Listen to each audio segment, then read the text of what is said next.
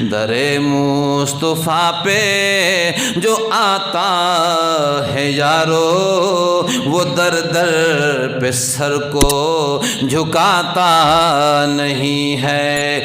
نبی کا ہے فرما کرو عبادت خدا کی، وہ شیطان کو اپنا بناتا نہیں ہے۔ نبیوں نے توحید ہم کو سکھائی، جسم اپنا پتھروں سے زخمی کرا کر۔ نبیوں نے توحید ہم کو سکھائی، جسم اپنا پتھروں سے زخمی کرا کر۔ وہ کہتے تھے لوگوں پڑھو لا الہ، خدا کے سوا کوئی داتا نہیں ہے۔ صحابہ کرام نے مشورہ کیا اب کیا کیا جائے، انہوں نے تو ہمارا یہاں بھی پیچھا کر لیا ہے، یہاں بھی ہمیں سکون سے اور امن سے رہنے نہیں دیں گے، تو کیا کیا جائے، بادشاہ کو کیا کہا جائے، کیسے گفتگو کی جائے۔ مشورہ ہونے لگا، مشورہ ہوا، آخر مشورے میں یہ طے پایا کہ ہم نے جو کچھ کہنا ہے سچ کہنا ہے، ہم نے جو کہنا ہے سچ کہنا ہے، حقیقت بتانی ہے۔ آپ علیہ الصلاۃ والسلام نے فرمایا سچ اطمینان دلاتا ہے، جھوٹ بندے کو بے قرار کرتا ہے۔ جھوٹ بول کے بندہ بے قرار رہتا ہے، پریشان رہتا ہے کہ کہیں یہ جھوٹ میرا ظاہر نہ ہو جائے، اور سچ بول کے بندہ مطمئن ہوتا ہے کہ جو کچھ بھی ہو جائے مگر میں نے سچ کہا ہے، سچ کو کوئی آنچ نہیں ہے۔ اور دوسرے مقام پہ آپ نے فرمایا سچ نجات دلاتا ہے اور جھوٹ بندے کو ہلاک کرتا ہے۔ دو حدیثیں حضور پاک کی، الصدق ینجی والکذب یہلک۔ آپ نے فرمایا سچ نجات دلاتا ہے اور جھوٹ ہلاک کرتا ہے، اور فرمایا سچ میں اطمینان ہے، جھوٹ میں بے قراری ہے۔ اس لیے صحابہ کرام نے کہا کہ سچ سچ بات کر دیں گے بادشاہ کے سامنے، حقیقت کر دیں گے بادشاہ کے سامنے بیان۔ صبح وہ موقع آ گیا، دربار لگ گیا، وہ بھی موجود ہیں، یہ صحابہ کرام بھی موجود ہیں۔ حضرت جعفر رضی اللہ تعالیٰ عنہ آگے کھڑے ہیں۔ بادشاہ نے پوچھا کہ اے لوگو، مکہ سے آنے والے لوگو، تم یہاں میرے دربار میں میرے ملک میں کیسے آئے ہو؟ پہلی بات تو یہ، جب دربار لگا تو وہ کافر لوگ اور دوسرے درباری لوگ، وزیر مشیر جو پہلے آتے تھے، وہ بادشاہ کو آگے سجدہ کرتے تھے۔ یہ سجدہ تعظیمی تھا جو پہلی شریعتوں میں جائز تھا، سجدہ تعظیمی جو پہلی شریعتوں میں جائز تھا، لیکن یہ سجدہ تعظیمی بھی ہمارے نبی علیہ الصلوۃ والسلام کی شریعت میں حرام ہو گیا ہے۔ سجدہ تعظیمی بھی حرام ہے ہماری شریعت میں، اب یہ بھی نہیں ہو سکتا۔ عبادت سمجھ کے کسی کو سجدہ کرو گے تو کافر ہو جاؤ گے، اور تعظیماً سجدہ کرو گے تو گنہگار ہو جاؤ گے، یہ بھی منع ہے۔ انہوں نے سجدہ کیا، مگر یہ صحابہ کرام حضور کے شاگرد تھے، اب یہ حضور پاک علیہ الصلوۃ والسلام کے تعلیم یافتہ تھے، یہ سیدھے جا کے کھڑے ہو گئے اور بادشاہ کو سجدہ نہ کیا، یہ جھکے نہ۔ ان کافروں نے فوراً آواز لگا دی کہ دیکھیے نا بادشاہ، ہم نے آپ کو کل کہا تھا نا کہ یہ بڑے بے ادب ہیں، ان کو تو ادب کا بھی پتہ نہیں ہے۔ ہم نے کہا تھا نا یہ بڑے گستاخ ہیں، گستاخ بڑے بے ادب ہیں، ان کو تو ادب کا و احترام کا بھی پتہ نہیں ہے۔ یہ سیدھے آ کے آپ کے سامنے کھڑے ہو گئے ہیں، نہ انہوں نے آپ کو سجدہ کیا نہ جھکے، ایسے آ کے کھڑے ہو گئے ہیں۔ آپ بادشاہ نے کہا کہ چلو کوئی بات نہیں۔ بادشاہ نجاشی نے کہا کہ تمہارا کون ہے جو مجھ سے بات کرے گا؟ حضرت جعفر نے کہا کہ میں کروں گا۔ اس نے پوچھا کہ تم جو یہاں آئے ہو تو تم نے مجھے سجدہ کیوں نہیں کیا؟ عیسائی تھا وہ، اور پہلی شریعتوں میں سجدہ تعظیمی جائز ہی تھا۔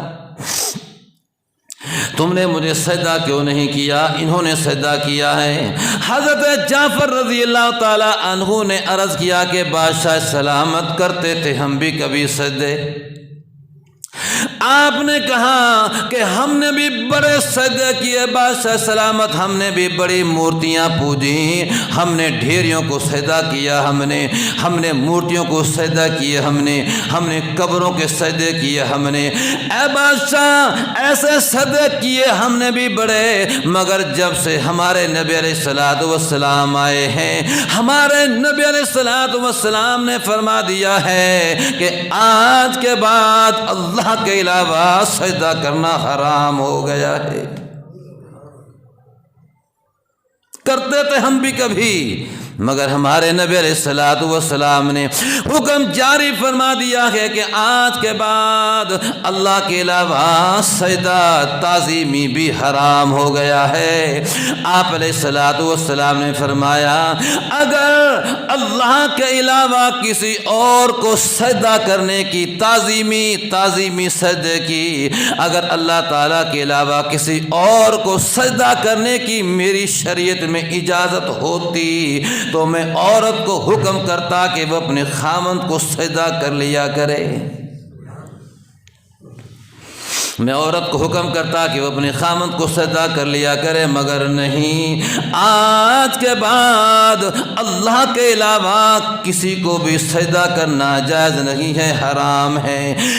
ہے بادشاہ سلامت، ہمارے نبی علیہ الصلوۃ والسلام نے منع فرما دیا ہے، ہم نے اس لیے آپ کو سجدہ نہیں کیا۔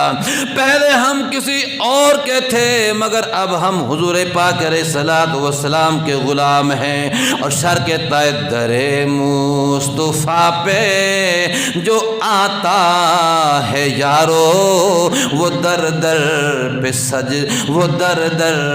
سر کو جھکاتا نہیں ہے۔ کہو سبحان اللہ۔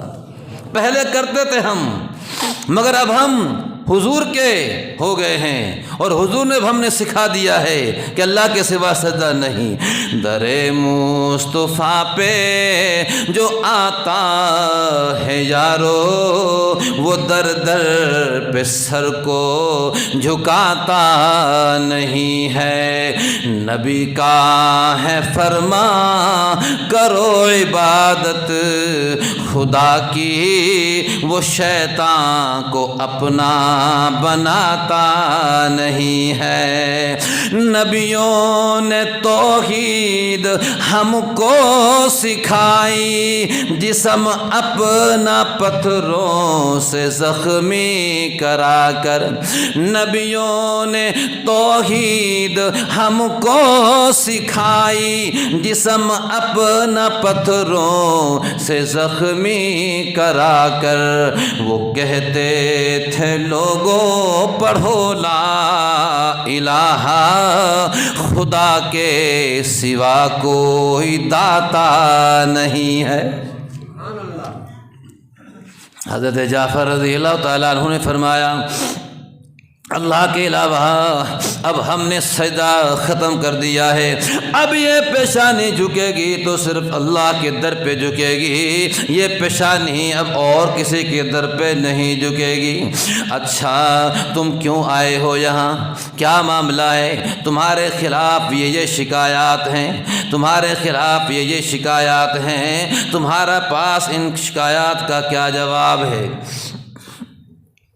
تمہارے پاس ان کا کیا جواب ہے؟ حضرت جعفر رضی اللہ تعالیٰ عنہ نے عرض کیا کہ بادشاہ سلامت، بات یہ ہے یہ جو کچھ کہہ رہے ہیں یہ جھوٹ کہہ رہے ہیں، سچ یہ ہے، حقیقت یہ ہے کہ بادشاہ سلامت ہم جہالت میں ڈوبے ہوئے تھے، ہماری اخلاقیات اور انسانیت ہمارے اندر سے ختم ہو چکی تھی، ہم بتوں کی پوجا کرتے تھے، ہم ڈھیریوں کی پوجا کرتے تھے، اور ہم اپنی بچیوں کو زندہ درگور کر دیا کرتے تھے، ہم تھوڑی تھوڑی باتوں پہ لڑائی اور جھگڑا کرنے والے تھے، تھوڑی تھوڑی باتوں پہ ہماری سال ہاں سال لڑائیاں رہا کرتی تھیں، ہمارے اندر سے اخلاقیات ختم ہو چکی تھی، ہم گرے پڑے لوگ تھے، بتوں کو چاٹنے والے، ان کی پوجا کرنے والے تھے، ہمارے پاس کوئی مذہب اور سچا دین نہیں تھا، ہماری سطح ایسی ہو گئی تھی۔ ایسے حال میں اللہ پاک نے ہم پر رحم فرمایا، ایسے حال میں اللہ پاک نے ہم پر رحم فرمایا، اللہ پاک نے اپنا محبوب نبی، لالا نبی، پیارا پیغمبر نبی آخر الزمان نبی، وہ نبی جس کا ساری کتابوں کے اندر تذکرہ ہے، نبی آخر الزمان کا اللہ پاک نے مہربانی فرمائی، کرم فرمایا، اس نبی آخر الزمان کو اللہ پاک نے مکہ کے اندر مبعوث فرما دیا۔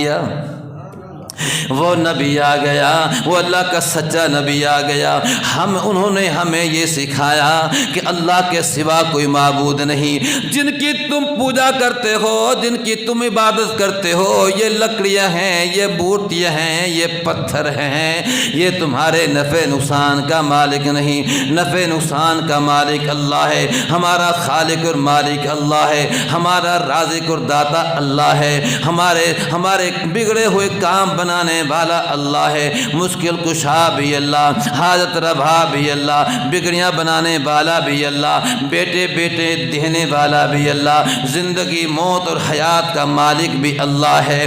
ہمیں حضور پاک علیہ الصلوۃ والسلام نے اچھی اخلاق کا حکم فرمایا، ہمیں ہمارے نبی نے کہا کہ سچ بولنا ہے، جھوٹ نہیں بولنا، کسی کے ساتھ فراڈ نہیں کرنا، کسی کے ساتھ دھوکہ نہیں کرنا، کسی کے ساتھ زیادتی نہیں کرنی، اپنی اخلاق کو اچھا بنانا ہے، دوسرے کو معاف کرنا ہے، اور دوسرے کے بارے میں اچھا گمان رکھنا ہے، کسی کو ستانا نہیں ہے، راستے میں تکلیف دہ چیز کو بھی ہٹا دینا ہے تاکہ کسی کو نقصان نہ پہنچے، بڑوں کا ادب کرنا ہے، چھوٹوں پہ شفقت کرنی ہے۔ اے بادشاہ سلامت، ہمارے نبی علیہ الصلوۃ والسلام نے ہمیں اچھی باتوں کا حکم دیا، نماز کا حکم دیا، اے بادشاہ ہم ان پہ مسلمان ہو گئے، ہم نے ان پہ کلمہ پڑھ لیا، ان پہ کلمہ پڑھنے کے بعد ہمارے اخلاق اچھے ہو گئے، ہم اللہ تعالیٰ کی ہی اب عبادت کرتے ہیں، اب ہم اللہ کے علاوہ کسی کی پوجا نہیں کرتے۔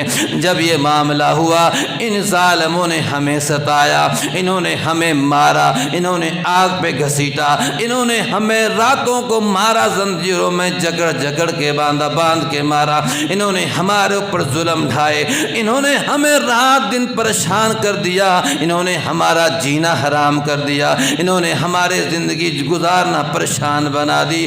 تو تب ہم نے جب یہ دیکھا، ہمارے نبی علیہ الصلوۃ والسلام نے دیکھا کہ میرے ماننے والوں کو ستایا جا رہا ہے، میرے ماننے والوں کو گھسیٹا جا رہا ہے، آگ پہ گھسیٹا جا رہا ہے، تبتے ہوئے پتھروں پہ لٹایا جا رہا ہے، کسی کو الٹا لٹا دیا گیا، کسی کو سیدھا لٹا دیا گیا، تو ہمارے نبی علیہ الصلوۃ والسلام نے ہمیں بھیجا ہے کہ جاؤ، حبشہ کا بادشاہ بڑا اچھا آدمی ہے، اس کی حکومت میں ہوتے ہوئے کسی کے ساتھ ناانصافی نہیں ہوتی۔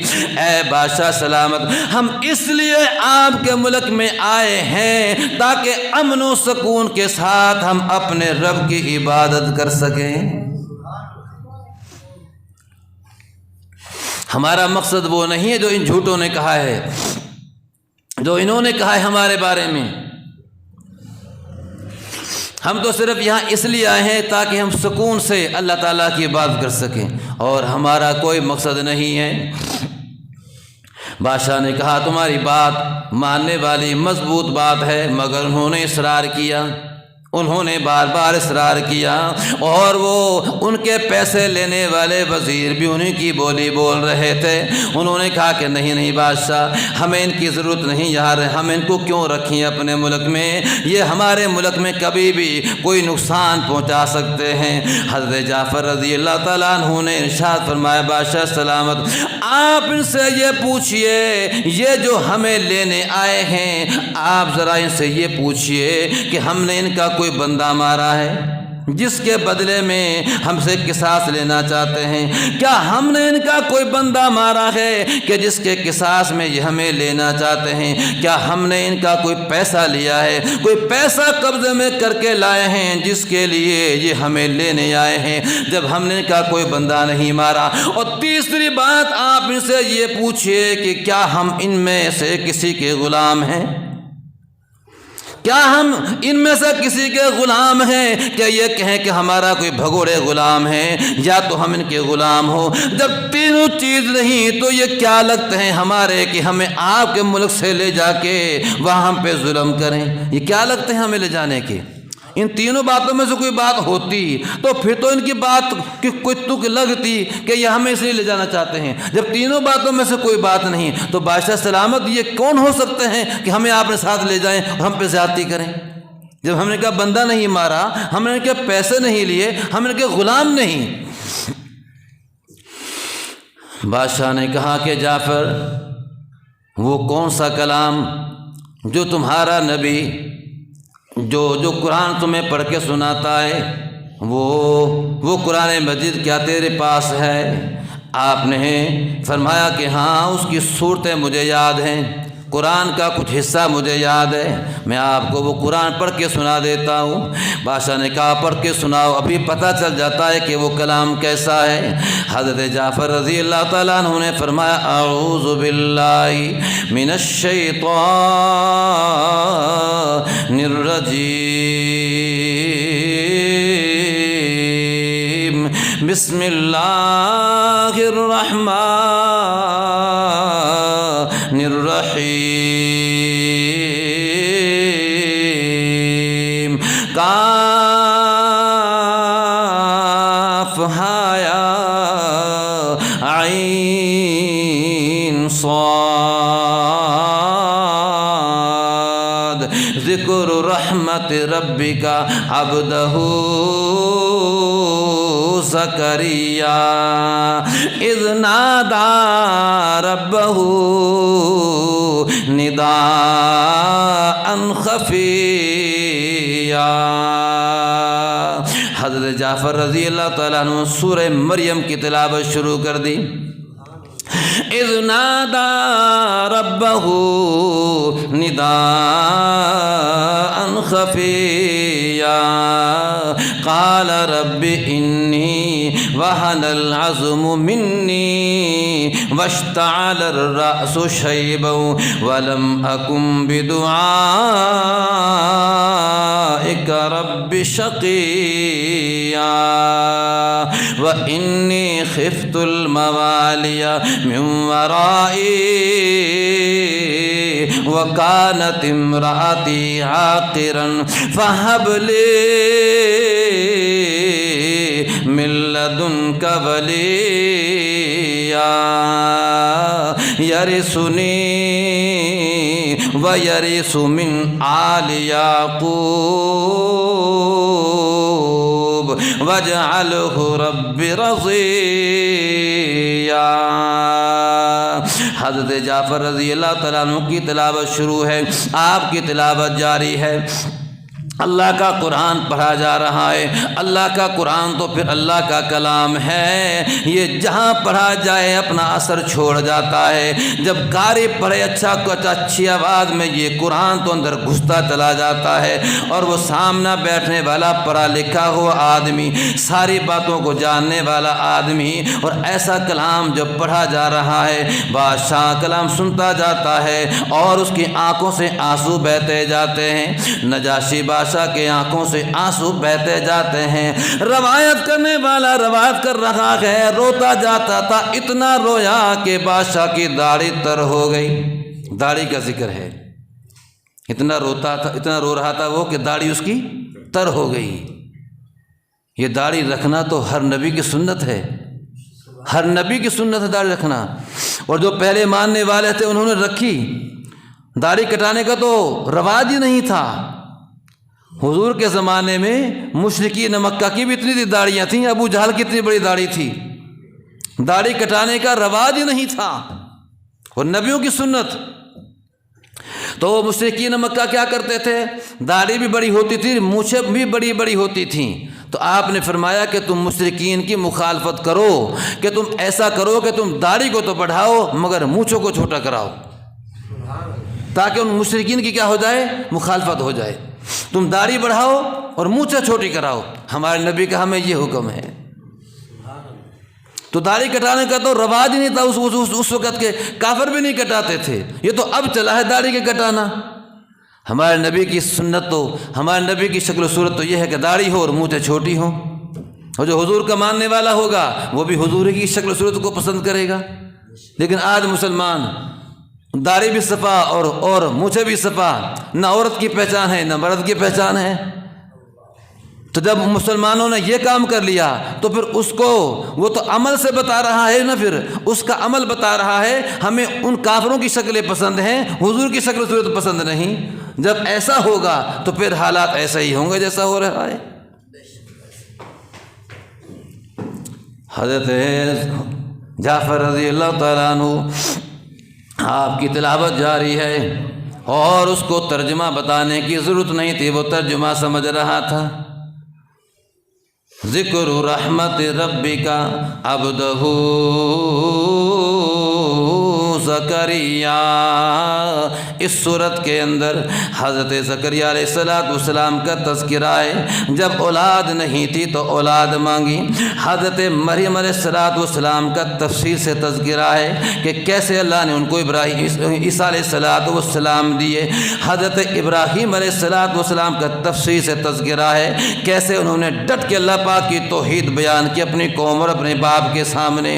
حضرت ادریس علیہ السلام کا تذکرہ ہے، حضرت موسیٰ علیہ السلام کا تذکرہ ہے، حضرت ہارون علیہ السلام کا تذکرہ ہے اس صورت کے اندر۔ ذکر رحمت ربک عبدہ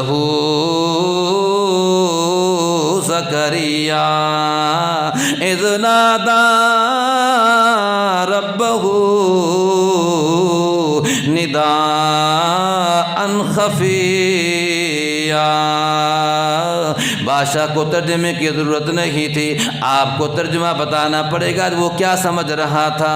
اللہ پاک کی ذات نے سورہ مریم کے شروع میں فرمایا، اس سورت کے اندر شروع میں تذکرہ ہے میری اس رحمت کا جو میں نے اپنی رحمت اپنے نبی زکریا علیہ السلام پہ کی۔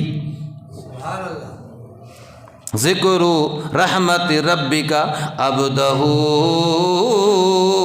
زکریا۔ اللہ پاک کہہ رہے ہیں اس سورت کے شروع میں تذکرہ ہے تیرے رب کی اس رحمت کا جو میں نے اپنی رحمت زکریا علیہ السلام پہ کی۔ یا اللہ کون سی رحمت؟ اذ نادى ربہ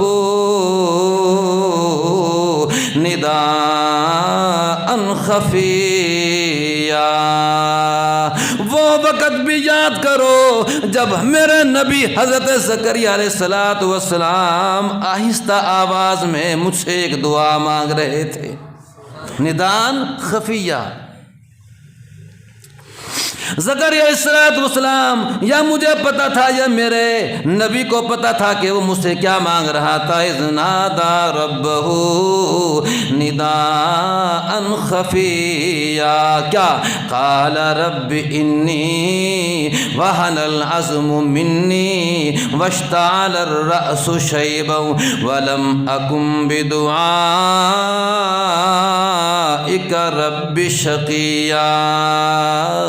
اے میرے پروردگار تو جانتا ہے یا اللہ میری ہڈیاں کمزور ہو گئی ہیں، یا اللہ میرے بال سفید ہو گئے ہیں، اور یا اللہ میں بڑھاپے کو پہنچ گیا ہوں۔ واشتعل الرأس شیبا ولم اکن بدعائک بِكَ رَبِّ شَقِيًّا وَإِنِّي خِفْتُ الْمَوَالِيَ مِنْ وَرَائِي وَكَانَتِ امْرَأَتِي عَاقِرًا فَهَبْ لِي مِنْ لَدُنْكَ وَلِيًّا۔ اے میرے پروردگار، یا اللہ میں نے جب بھی تجھ سے مانگا تو نے مجھے اپنے دربار سے محروم نہیں لوٹایا۔ تو اس ترجمے کی آپ کو ضرورت پڑ رہی ہے مگر اس کو ضرورت نہیں تھی۔ تو حضرت زکریا علیہ السلام اللہ پاک سے کہہ رہے ہیں یا اللہ میں نے جب بھی تجھ سے دعا مانگی اے اللہ میں محروم نہیں رہا، یا اللہ میں بوڑھا ہو گیا ہوں، یا اللہ میری بیوی وکانت امراتی عاقرا فہب لی من لدنک ولیا۔ اے میرے اللہ میں تجھ سے بیٹے کا سوال کر رہا ہوں، یا اللہ میں بوڑھا ہو گیا ہوں۔ آہستہ آہستہ اس لیے مانگ رہے تھے کہ تاکہ کوئی اور نہ سن لے، اگر کوئی اور سنے گا تو مذاق اڑائے گا۔ بوڑھا ہو گیا ہے، بال سفید ہو گئے ہیں، کھال لٹک گئی ہے، اللہ سے بیٹا مانگ رہا ہے۔ اس لیے اللہ کا قرآن کہتا ہے نداء خفیہ، وہ مجھے آہستہ آواز میں کہہ رہے تھے یا اللہ میری بیوی باندھ ہو گئی ہے، وہ بھی بوڑھی ہو گئی ہے، لیکن میرے ہاں اولاد نہیں ہے۔ حضرت زکریا علیہ السلام بڑھاپے میں کس سے اولاد مانگ رہے ہیں؟ اللہ تعالیٰ سے مانگ رہے ہیں۔ اللہ پاک نے قرآن پاک میں فرمایا ساری کی ساری بادشاہیاں میرے لیے ہیں، یہب لمن یشاء اناسا ویہب لمن یشاء الذکور او یزوجہم ذکرانا واناسا۔ اللہ پاک کی ذات نے ٹھوک ٹھوک کے بیان کر دیا دنیا والوں، اولاد کا دینا یا نہ دینا یہ میرے ہاتھ میں ہے۔ میں جس کو چاہتا ہوں بیٹے ہی بیٹے دے دیتا ہوں، میں جس کو چاہتا ہوں بیٹیاں بیٹیاں دے دیتا ہوں، اور میں جس کو چاہتا ہوں رلا ملا کے بیٹے بھی دے دیتا ہوں، بیٹیاں بھی دے دیتا ہوں، یہ میرے ہاتھ میں ہے۔ اللہ کا نبی زکریا علیہ السلام بڑھاپے کو پہنچ گیا مگر اولاد نہیں ہے۔ کس سے مانگ رہے ہیں؟ اللہ تعالیٰ سے۔ اللہ پاک کی ذات نے رہتی دنیا کو دکھلا دیا، دیکھ لو میرا نبی بھی اولاد مجھ سے مانگ رہا ہے، کیونکہ یہ اولاد کا دینا یہ نبیوں کے ہاتھ میں بھی نہیں ہے، ولیوں کے ہاتھ میں بھی نہیں ہے۔ نبی سے بڑھ کے تو کوئی ولی ہوتا ہی نہیں، نبی سے بڑھ کے کون ولی ہوتا ہے؟ اللہ کا نبی زکریا کہہ رہا ہے یا اللہ مجھے ایک وکانت امراتی عاقرا فہب لی من لدنک ولیا یرثنی ویرث من آل یعقوب واجعلہ رب رضیا۔ اے اللہ مجھے ایک بیٹا عطا فرما دے جو میرا بھی وارث بن جائے، آل یعقوب کا بھی وارث بن جائے، میرا بھی وارث بن جائے اور آل یعقوب کا بھی وارث بن جائے۔ وارث نبیوں کی وراثت علم ہوتا ہے جی، ورنہ آل یعقوب کا وارث بننے کا کیا تعلق حضرت یحییٰ علیہ السلام کا؟ جی میرا بھی وارث بن جائے، آل یعقوب کا بھی وارث بن جائے، کیونکہ نبی حضور پاک نے فرمایا نبی کا اگر کوئی مال بچے بھی تو اس میں کوئی وراثت نہیں چلتی۔ نبی کا مال اگر کوئی اب تو نبی کے پاس کوئی درہم و دنانیر ہوتے نہیں، اگر نبی کوئی درہم کوئی دینار چھوڑ بھی جائے تو آپ نے فرمایا اس میں وراثت نہیں چلے گی، اس کا وہ پیسہ بیت المال میں جمع کر دیا جائے گا۔ العلماء ورثۃ الانبیاء، آپ نے فرمایا علماء کا، آپ نے فرمایا انبیاء کے وارث تو علماء ہوتے ہیں، کیونکہ علماء اللہ کے نبی کے دین کو آگے پہنچاتے ہیں۔ نبی کا مال میں کوئی وراثت نہیں چلتی، اس لیے آپ نے فرمایا اے میرے اللہ میں تجھ سے بڑھاپے میں جو بیٹا مانگ رہا ہوں اپنے لیے نہیں، اپنے لیے نہیں بلکہ اس دین کے لیے مانگ رہا ہوں تاکہ میرا ایک بیٹا پیدا ہو جائے تو تاکہ یہ دین زندہ رہے جو آل یعقوب سے چلا آ رہا ہے۔ یرثنی ویرث من آل یعقوب واجعلہ رب رضیا۔ اے میرے اللہ وہ بیٹا بھی ایسا ہو جو تجھے بھی پسند ہو، بیٹا بھی ایسا ہو، واجعلہ ربی رضیا، یا اللہ ایسا بیٹا دینا جو تجھے بھی پسند ہو۔ حضرت زکریا علیہ السلام آہستہ آہستہ اپنے رب کو یہ باتیں کہہ رہے ہیں، آہستہ آہستہ یہ باتیں کہہ رہے ہیں۔ اللہ پاک کی ذات نے دیکھا کہ میرا نبی بڑھاپے میں مجھ سے بیٹا مانگ رہا ہے اور نیت بھی صحیح ہے، یا اللہ اس لیے نہیں مانگ رہا کہ وہ میرا دنیاوی کام چلائے، نہیں یا اللہ تیرے لیے مانگ رہا ہوں تاکہ میرے جانے کے بعد وَإِنِّي